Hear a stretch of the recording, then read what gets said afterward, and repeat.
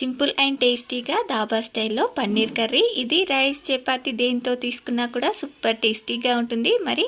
దీనికోసం అరకప్పు పెరుగు, కారము, ధనియా పౌడర్, జీరా పౌడర్, గరం మసాలా, మీకు టేస్ట్కి సరిపడా సాల్ట్ వేసుకొని మిక్స్ చేసుకొని దీనిలోకి 100 గ్రామ్స్ పన్నీర్ క్యూబ్స్ కూడా వేసుకొని ఇలా అంతా పట్టించిన తర్వాత ఇలా ఆయిల్లో 2 ఆనియన్స్ని వేసుకొని ఫ్రై చేసుకొని అలాగే 2 టమాటోస్ని కూడా వేసుకొని ఇలా సాఫ్ట్గా అయ్యేంత వరకు మగ్గించుకొని ఇది చల్లారిన తర్వాత